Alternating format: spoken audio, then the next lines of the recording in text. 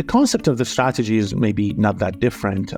It's the follow through and how you implement them and how do you stay engaged. But like at the end of the day, you have three main sort of objectives.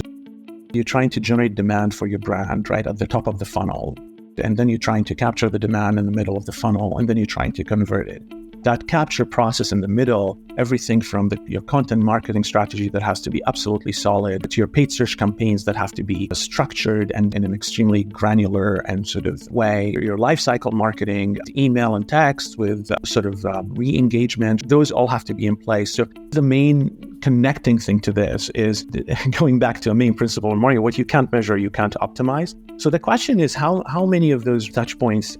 It starts at the audience targeting level. Like, are you able to get your right audience? And when we talk about lookalikes and personas and segmentation and so on, that becomes very important. And then are you able then to track all your touch points? I think the main challenge for a lot of institutions in higher ed is that their system, many industries have the same challenge, but some are ahead than others. But in higher education, you have multiple systems. You have a student information system, you have a CRM, you have your marketing automation system, and then you have all your marketing platforms. And so in the long lifecycle funnel, connecting your marketing stack to the down funnel systems and having a full visibility into the progression of your students and understanding the KPIs at each stage of the funnel becomes essential to be able to optimize your marketing mix. But just from that perspective, for example, because of this fragmentation and sort of the systems being implemented sometimes in silos, the problem is, do you understand sort of,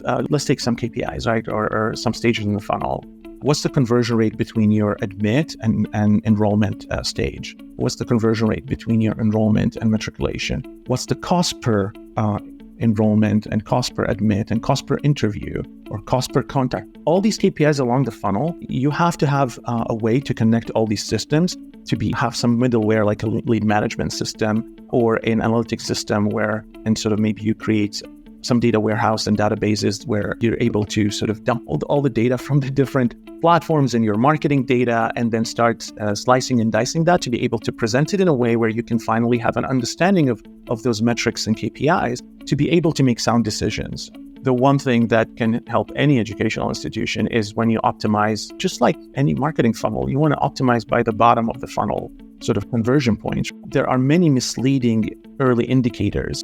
If you're generating leads and you think that the cost per lead is the most important metric, it is not, because you might have channels and campaigns and ads that have a higher cost per lead, but much higher cost of lead than others, but they convert much better at the bottom of the funnel because the quality that they're producing is much better. End up with a cost per student, cost per acquisition that is much more efficient. So unless you have that visibility, it's very hard to optimize your media mix. So that's one of the first thing in the strategy that we look at is have the foundation be solid, have the tracking and measurement be solid, and then make sure that your marketing mix is really inclusive of all the touch points where your prospective students are at and how they're interacting with you. And for each program, the audience is different. For each institution, the audience is different. So just to close on this, how to convince or to talk to the executive team, implementing these strategies over time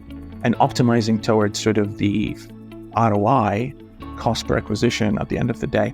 If you're able to do that, then I think the numbers will speak to themselves. I joined Flatiron School, it's been 5 months, so it hasn't been long, but we've already slashed the cost per acquisition by 75%.